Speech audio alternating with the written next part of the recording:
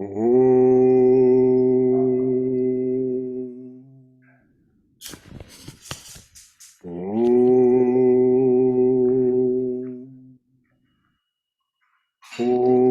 Sahana Vavatu Sahano Bhunaktu Sahaviryam Karavavahai Tejasvina Vaditamastu Ma Vidvishavahai.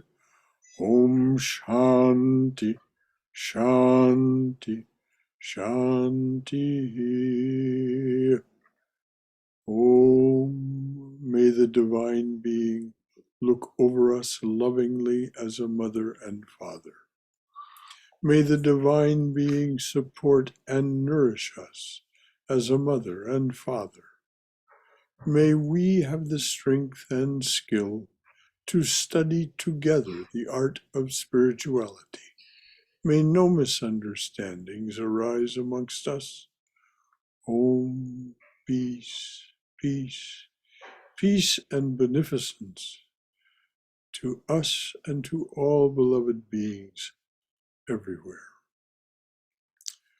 Well, good evening, everyone, and namaste. Welcome to our Wednesday evening reading and discussion of the Bhagavad Gita. We have already read the Cosmology of the Gita appendix and the translator's preface, and we're well along in Aldous Huxley's introduction to the book. We'll just take it as it comes, and we will start, as classes often do not, we will start after the introduction with chapter 1, so that we'll see what it is that Arjuna is trying to preserve by his unwillingness to fight. So before we begin, are there any comments or concerns or questions from anyone? All right, dear. Our reader is our beloved Swayam, and please proceed, dear. Brother, I cannot quite remember, but did we say that we were going to just quickly go over the four doctrines again? Yes. Okay. At the core of the perennial philosophy, we find 4 fundamental doctrines. First, the phenomenal world of matter and of individualized consciousness. The world of things and animals and men and even gods is the manifestation of a divine ground within which all partial realities have their being, and apart from which they would be non-existence. Second, human beings are capable not merely of knowing about the divine ground by inference, they can also realize its existence by direct intuition, superior to discursive reasoning. This immediate knowledge unites the knower with that which is known. Third, Can't talk now, I'm in class. Sorry, dear. Third, a man possesses a double nature, a phenomenal ego and an eternal capital self, which is the inner man, the spirit, the spark of divinity within the soul. It is possible for a man, if he so desires, to identify himself with the spirit and therefore with the divine ground, which is of the same or like nature with the spirit. Fourth, man's life on earth has only one end and purpose: to identify himself with his eternal self, capital S, and so to come to into unitive knowledge of the divine ground. That's the end of the four doctrines. Should I Okay, let's, continue to read the description? no, let's just see if there are any comments or concerns or questions that any of these things raise. I wanted to review them again so that we were absolutely certain. This again is Huxley giving us the frame of reference from which Krishna is speaking. Krishna gives Arjuna a tremendous amount of instruction in 700 verses, somewhat less than 700 since the 700 includes the first chapter. But it's a tremendous amount of instruction. It's very condensed. And so Huxley was at pains for us to get a sense of the four doctrines or four basic principle ideas from which Sri Krishna is speaking. So before we move on, is there anything anyone wants to say or ask about what was read?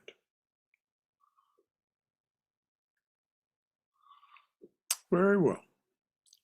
Okay, Swayam, read on. Okay. And I'm not following along in the book. My eyes just aren't up to it this evening. So I'm just listening, and I'll interrupt if I think it's necessary to amplify or explain something. Sure. In Hinduism, the first of these four doctrines is stated in the most categorical terms. The divine ground is Brahman, whose creative, sustaining, and transforming aspects are manifested in the Hindu Trinity. A hierarchy of manifestations connects inanimate matter with man, gods, high gods, and the undifferentiated Godhead beyond. In Mahayana Buddhism, the divine ground is called mind or the pure light of the void. The place of the high gods is taken by the Dhyani Buddhas. Similar conceptions are perfectly compatible with Christianity and have in fact been entertained explicitly or implicitly by many Catholic and Protestant mystics when formulating a philosophy to fit facts observed by super rational intuition. Thus, for Eckhart and Ruysbrecht, there is an abyss of Godhead underlying the Trinity, just as Brahman underlies Brahma, Vishnu, and Shiva. Suso has even left a diagrammatic picture of the relations subsisting between Godhead, triune God, and creatures. In this very curious and interesting drawing, a chain of manifestation connects the mysterious symbol of the divine ground with the three persons of the Trinity. And the Trinity, in turn, is connected in a descending scale with angels and human beings. These last, as the drawing vividly shows, may make one of two choices. They can either lead the life of the outer man, the life of separative selfhood, in which case they are lost. For in the words of the Theologica Germanica, nothing burns in hell but the self, small self.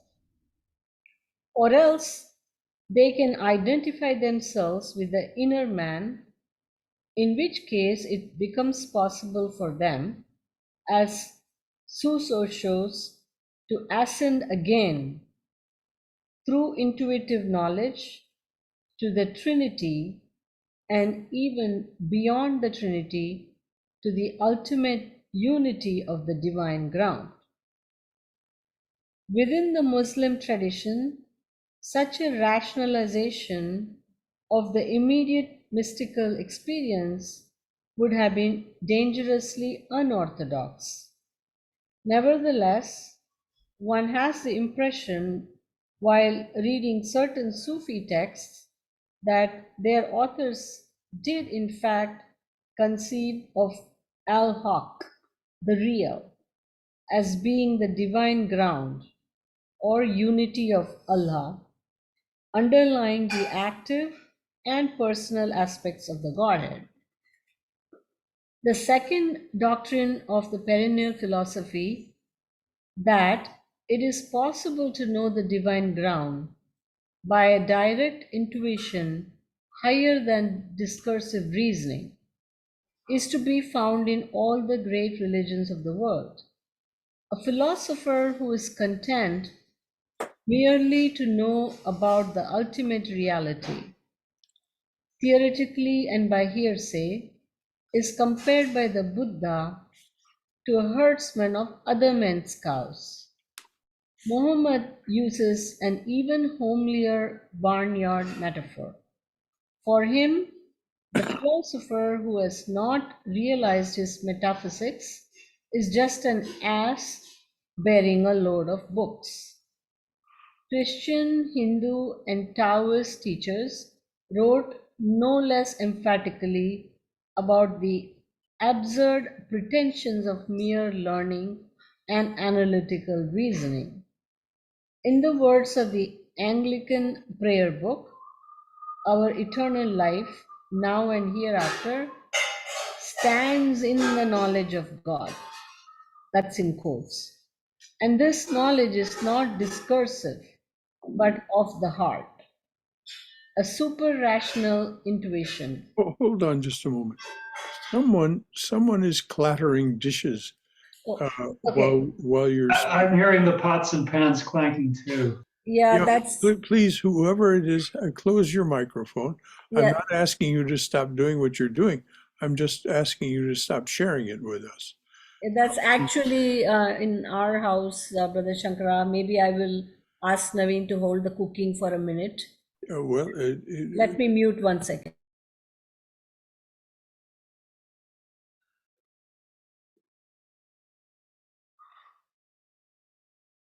Okay. Um, so, sorry, should I read that again? At yes, what point? please. Okay. The second doctrine of the perennial philosophy, that it is possible to know the divine ground by direct intuition higher than discursive reasoning, is to be found in all the great religions of the world. I think you can start from the Anglican prayer book, dear. Okay. I think we heard all of the other more or less enough. Okay. But just start from what the Anglican prayer book says. That's Okay. where it really began to interrupt. Okay. In the words of the Anglican prayer book, our eternal life, now and hereafter, in quotes, stands in the knowledge of God. And this knowledge is not discursive, but of the heart, a super rational intuition, direct, synthetic, and timeless. The third doctrine of the perennial philosophy. Please read those qualifications again. Just read what the Anglican prayer book says and give special emphasis to what it says are the qualifications or attributes of this standing in the knowledge of God. Okay. In the words of the Anglican prayer book, our eternal life, now and hereafter, stands in the knowledge of God. And this knowledge is not discursive but of the heart, a super-rational intuition, direct, synthetic, and timeless. The third doctrine of the perennial philosophy, that which affirms the double nature of man, is fundamental in all the higher religions. The unitive knowledge of the divine ground has, as its necessary condition, self-abnegation and charity. Only by means of self-abnegation and charity can we clear away the evil, folly, and ignorance which constitute the thing we call our personality and prevent us from becoming aware of the spark of divinity illuminating the inner man. But the spark within is akin to the divine ground. By identifying ourselves with the first, we can come to unitive knowledge of the second. These empirical facts of the spiritual life have been variously rationalized in terms of the theologies of the various religions. The Hindus categorically affirm that thou art that the indwelling Atman is the same as Brahman. For Orthodox Christianity, there is not an identity between the spark and God. Union of the human spirit with God takes place, union so complete that the word deification is applied to it. But it is not the union of identical substances. According to Christian theology, the saint is deified not because Atman is Brahman, but because God has assimilated the purified human spirit into the divine substance by an act of grace. Hold on just a moment. This is something that Swami Prabhavananda called a distinction without a difference. The net effect is the same for the Christian or someone practicing Sanatana Dharma. The net effect is the same. The union is complete. So it's just a somewhat different way of thinking about it, given the attitude of the Christians, the really profound mystical Christians, toward Christ. So there's, as Swami Prabhavananda said, this is a distinction without a difference. Any comments or questions from anyone about anything that we've read? All right, dear, please go ahead.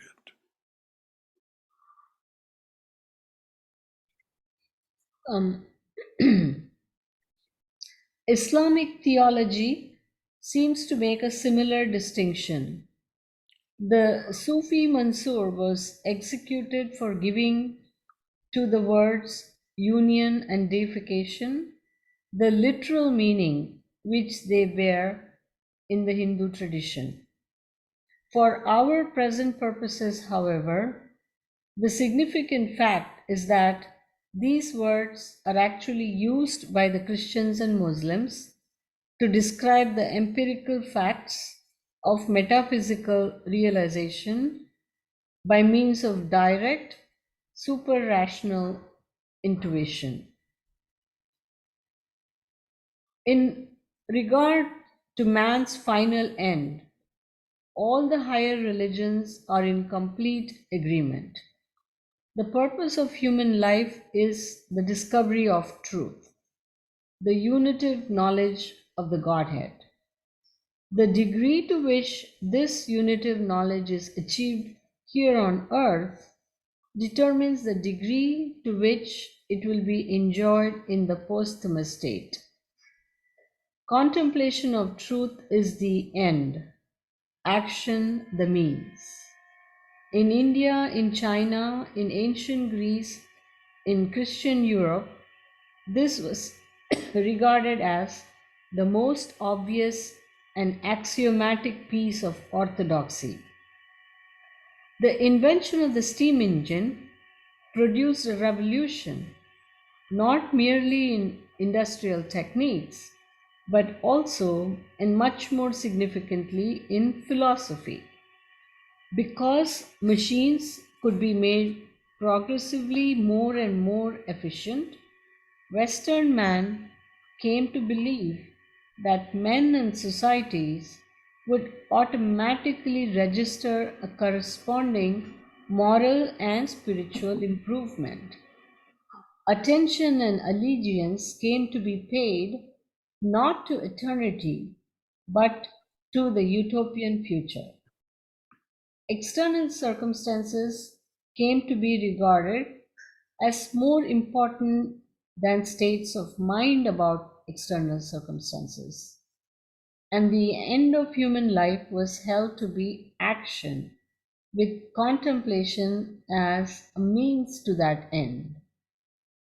These false and historically aberrant and heretical doctrines are now systematically taught in our schools and repeated day in and day out by those anonymous writers of advertising copy who, more than any other teachers, provide European and American adults with their current philosophy of life. And so effective has been the propaganda that even professing Christians accept the heresy unquestioningly and are quite unconscious of its complete incompatibility with their own and anybody else's religion. Hold on just a moment, Swam. If you wish to, Swami Vivekananda, speaking in England and the US, were speaking generally, most often, to professing Christians who had accepted this heretical view of daily life and the meaning of life. And if you wish to read, if you wish to study his systematic, Swami Vivekananda's systematic demolishing of this idea, speaking to professing Christians at the Brooklyn Ethical Society in Brooklyn, New York in 1895. Read his talk, The Real and the Apparent Man. You can find it, of course, online. All you have to do is just Vivekananda, The Real and the Apparent Man. It's, of course, in his collected works, and it is part of his book, Jnana Yoga. It's, I believe, the next to last. In any event, The Real and the Apparent Man, Swami Vivekananda. He thoroughly demolishes this idea, takes it apart piece by piece, shows its inadequacy for sustaining and maintaining human life, and how it prevents spiritual growth rather than is in aid of it. And he is absolutely incisive and absolutely thorough in his demolishment of these ideas. And it is a good thing for us to read, the reason being that we are exposed virtually on a daily basis to what Huxley has correctly characterized as this propaganda. It continues to be this idea that in every day, in every way, things are getting better and better as as stated by Dr. Pangloss, and I've forgotten what satire. But it is nonsense. It is not happening. It is things are getting, they are what they are, but they certainly are not getting better because machines and human beings are getting better in that machine-like sense. Any other comments or questions from anyone? Brother Shankara, I do have sort of, I guess, question Yes. about two lines, and see there is an interconnection. First is, it comes in the second paragraph on page 10. Contemplation of the truth is the end, action the means. And before that, where he says to describe the empirical facts of metaphysical realization by means of direct super-rational intuition. So this direct super-rational intuition is something that comes with or sort of grace because of or by contemplation of the truth. Yes, exactly. By contemplation and insistence on the truth. Once we have discovered the truth, whether we have discovered it fully in the sense of samadhi, or simply discovered its reality as we have turned inward, away from the outside world, we turn inward, and the actions are those of turning inward, and this is where this super rational and super conscious these realizations take place in the teachings of the silence of the inner being below. I say we sink below our thoughts in contemplation, concentration, and meditation. Our thoughts less and less interrupt our those activities, concentration, contemplation, and so on. And so finally we hear the silence, so to speak, the voice of the silence. As Meister Eckhart said, the language of God is silence. All else is a poor translation. All language is a poor translation. So this is what he means. Does that get it? Yes, because most of at least the glaring examples of those who have had the mystical experience, so to speak, it's always comes suddenly. Yes, well, it creeps up on you and then comes suddenly. It manifests more and more, and then suddenly it's there in all its fullness. That is samadhi. That is savikalpa samadhi, and then there's no describing, no talking about nirvikalpa samadhi. There's no knower there. But as long as there is an experience of a higher form of knowing, which is the pinnacle of that, is savikalpa samadhi. This experience, still experienced experiencer, but it is totally transformative. And it is, as Huxley pointed out, a part of what is sought in all of the mystical traditions of the great religions. In my readings recently, I came across this. I don't know if I'm quoting it perfectly, but God became man so that man can become God. Ha ha ha ha! Ha. That's an interesting way of putting it. Well, that borders on the cute, actually, but the explanations are actually seem to be a bit less definitive than that. What did Sarvapriyananda say?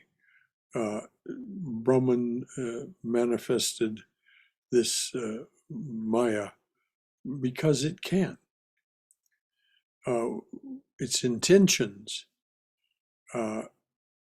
he said, are unknowable to us. So when people say things like God does it so that man could become God, that makes some intuitive sense, doesn't it? But I think we have to be careful about adopting it as a way of seeing the great mystery. It seems to facile a description of the great mystery.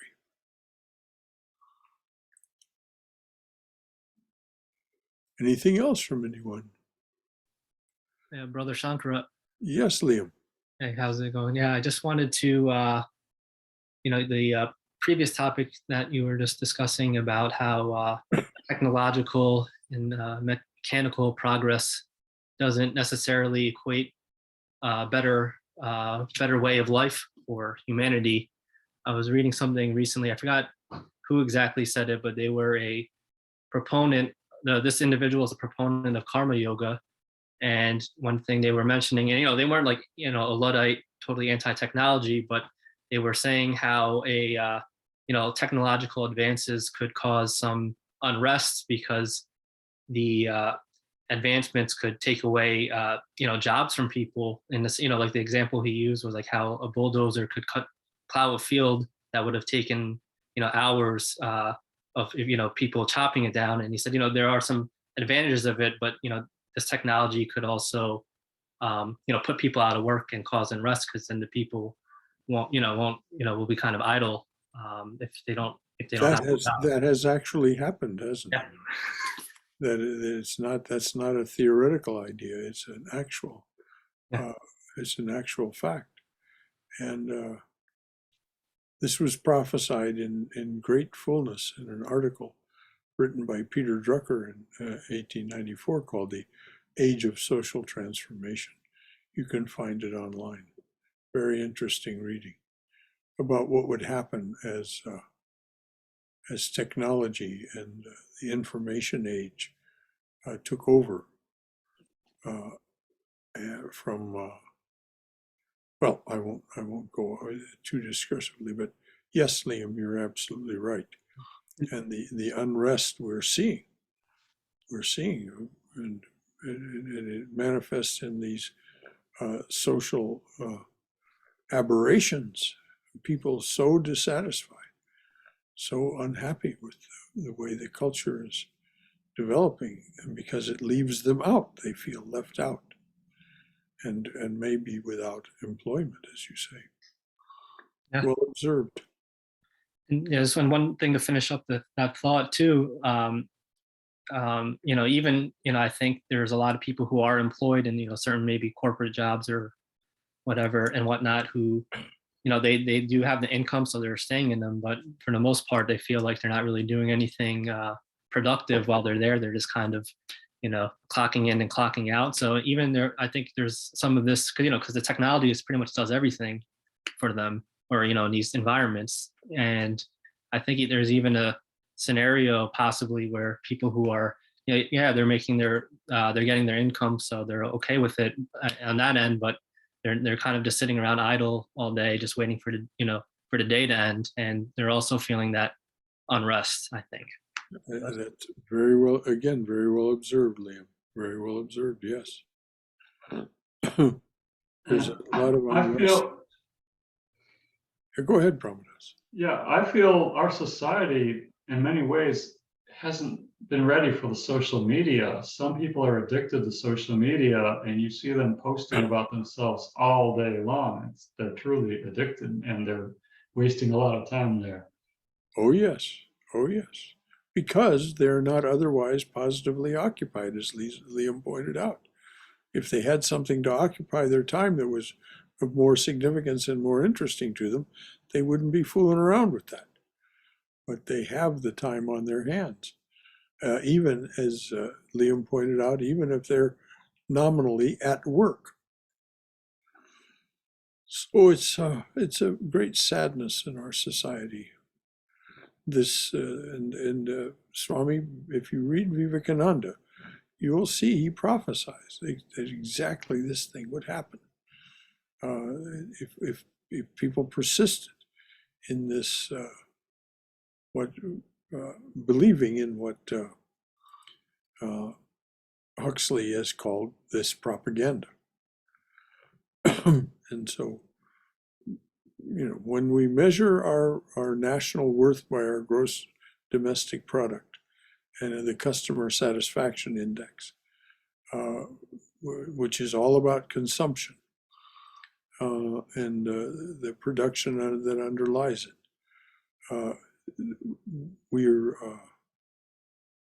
it's a sick society. Anything else from anyone? Again, I heard this cute one-liner, I think one of Alan Watts' talks, that we are mistaking the menu for the food and money for wealth. Yes, exactly. Very well observed. I mean, Watts was a master of language, mistaking the menu for the food and money for wealth. Yes, very well said. Anything else? You see how relevant Huxley is. I'm asking Swayam to read the date in which he wrote this at the end, when she gets to the end of the introduction. It wasn't written any time recently, so to speak. Relatively recently, but not anyway. Anything else from anyone before she reads on? All right, dears, what time is it anyway? 8:07. Oh, we've got plenty of time, so. These four doctrines constitute the perennial philosophy in its minimal and basic form.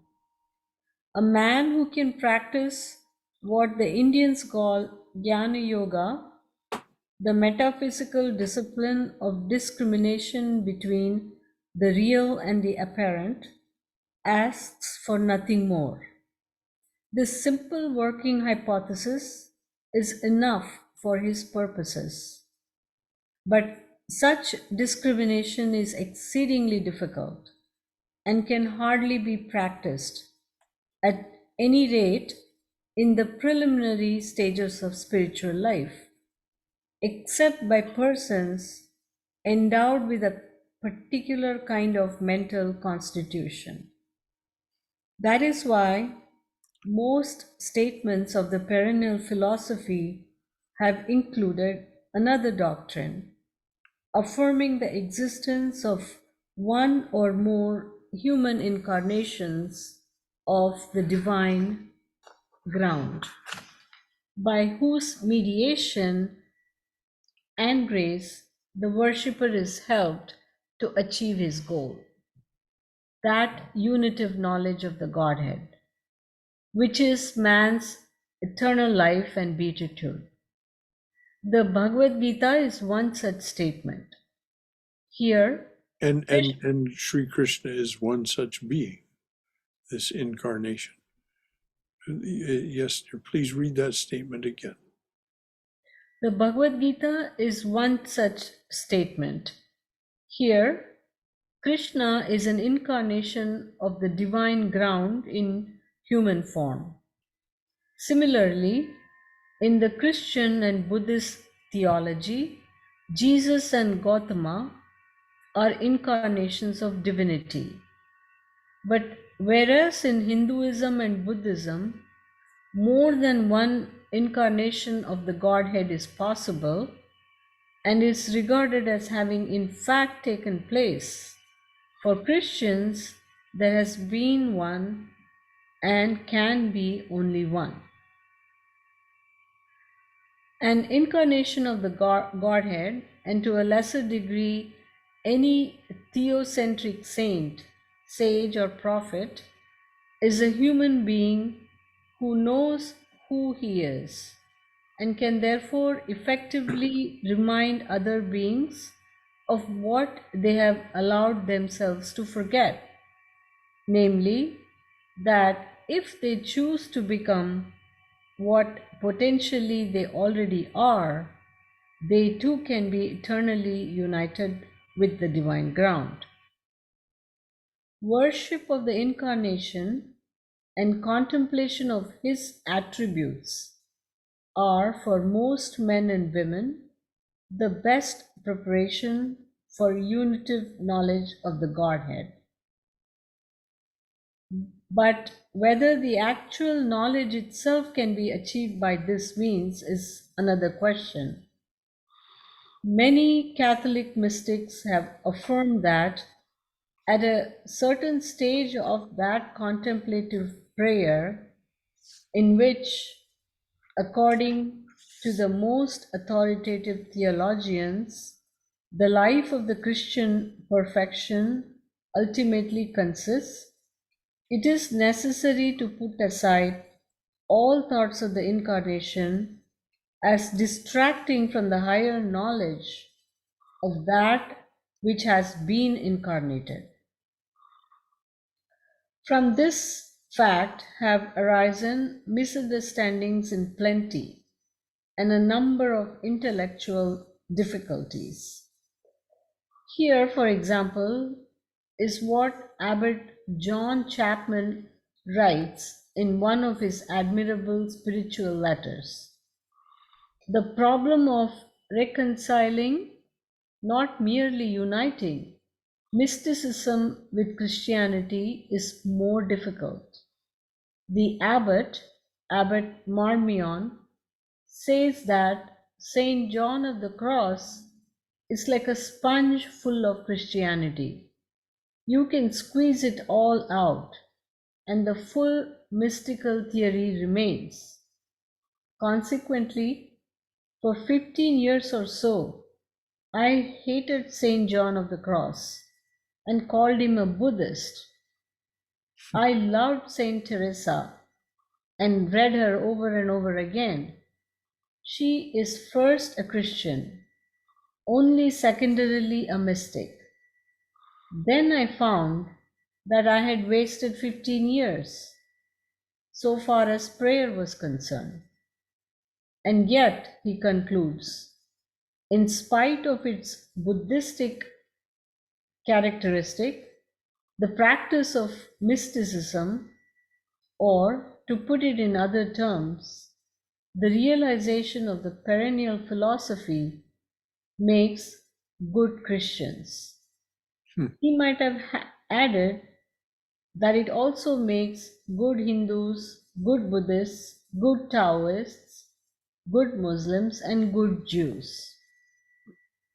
The solution to Abbot Chapman's problem must be sought in the domain not of philosophy, but of psychology.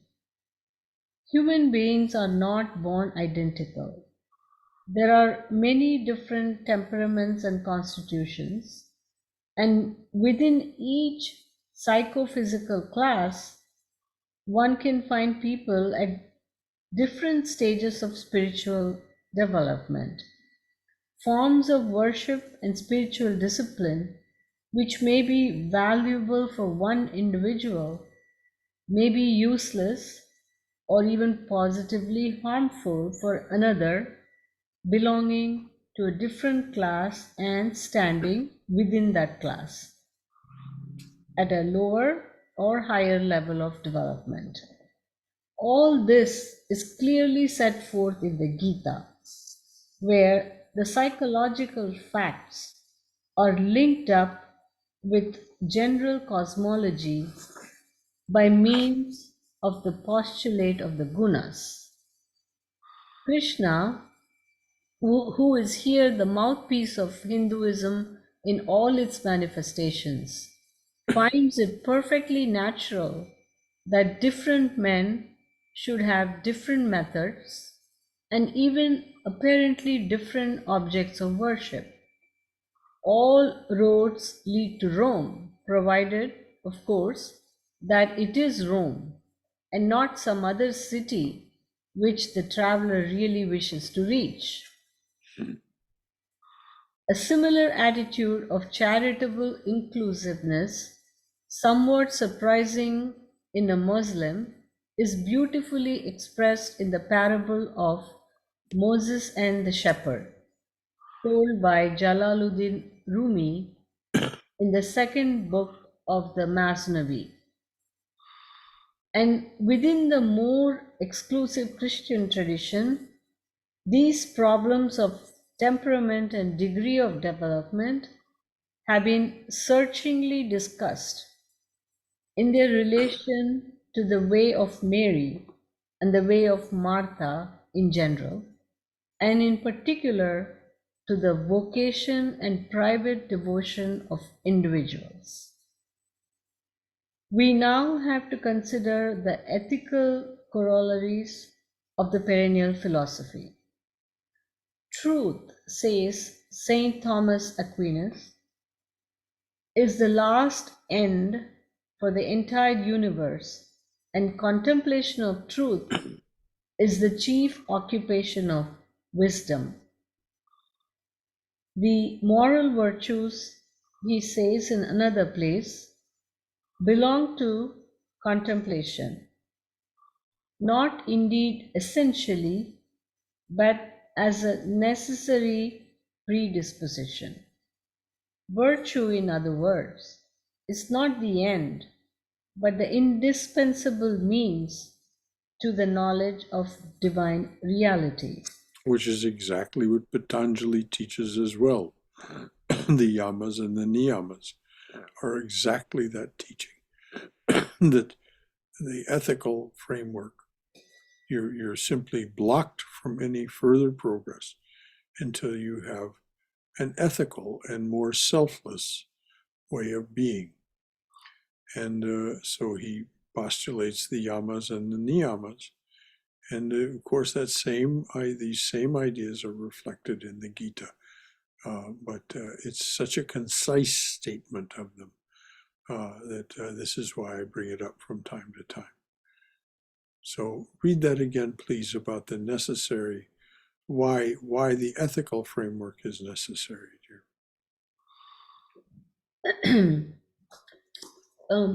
We now have to consider the ethical corollaries of the perennial philosophy. Truth, says Saint Thomas Aquinas, is the last end for the entire universe, and the contemplation of truth is the chief occupation of wisdom.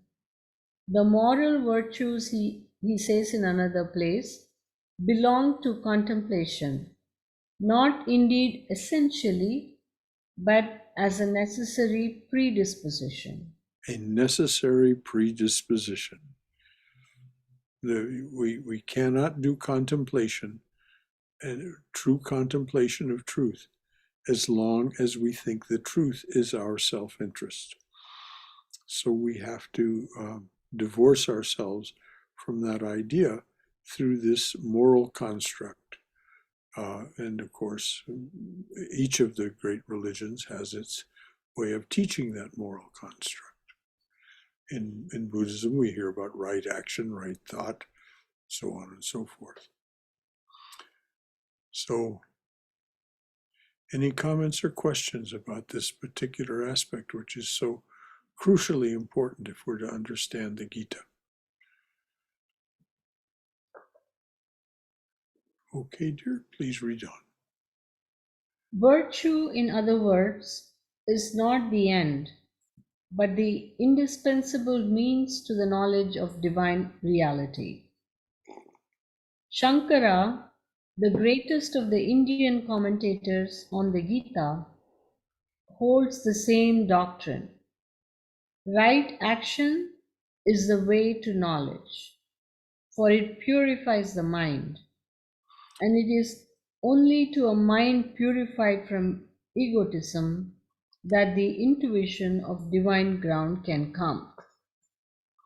Self-abnegation, according to the Gita, can be achieved by the practice of two all-inclusive virtues, love and non-attachment. The latter is the same thing as that holy indifference, on which Saint Francois de Sales is never tired of insisting. He who refers every action to God, writes summarizing Camus. summarizing How is it spelled? Camus. Yeah, he's the existentialist philosopher, Camus. So read that again. And it's de Sales. Yeah. Okay. The latter is the same thing as that holy indifference on which Saint Francois de Sales is never tired of insisting. He who refers every action to God, writes Camus, summarizing his master's teaching, and has no aims save his glory, will find rest everywhere, even amidst the most violent commotions. So long as we practice this holy indifference to the fruits of action, no lawful occupation will separate us from God. On the contrary, it can be made a means of closer union. Here the word lawful supplies a necessary qualification to a teaching which, without it, is incomplete and even potentially dangerous. Some actions are intrinsically evil or expedient, and no good intentions, no conscious offering of them to God, no renunciation of the fruits can alter their essential character. Holy indifference requires to be taught in conjunction not merely with a set of commandments prohibiting crimes, but also with a clear conception of what in Buddha's Eightfold Path is called right livelihood. Thus, for the Buddhist, right livelihood was incompatible with the making of deadly weapons and of intoxicants. For the medieval Christian, with the taking of interest and with various monopolistic practices, which have since come to be regarded as legitimate good business. John Woolman, the American Quaker, provides a most enlightening example of the way in which a man may live in the world while practicing perfect non-attachment and remaining acutely sensitive to the claims of the right livelihood. Thus, while it would have been profitable and perfectly lawful for him to sell West Indian sugar and rum to the customers who came to his shop, Woolman refrained from doing so because these things were the products of slave labor. Similarly, when he was in England, it would have been both lawful and convenient for him to travel by stagecoach. Nevertheless, he preferred to make his journeys on foot. Why? Because the comforts of rapid travel could only be bought at the expense of great cruelty to the horses and the most atrocious working conditions for the postboys. In Woolman's eyes, such a system of transportation was intrinsically undesirable, and no amount of personal non-attachment could make anything make it anything but undesirable. So he shouldered his knapsack and walked. Well, that's worth thinking about. Yes, well, and he was mocked even by the Quakers of England for this what they regarded as extremism. Also, for his method of dress, which was very simple and plain and not stylish. So these are examples of people who take seriously. But you know, it's interesting. Sri Ramakrishna tells us not to have a mania for things, not to have a mania for purity, not to have a mania. And Sri Krishna says in the Gita, lead a balanced life, neither extreme. We can admire those who, like Woolman, live the highest ideals. And of course, what was said of the stagecoaches was very real. I mean, this is a truth, and it was pilloried by many, including Charles Dickens and others.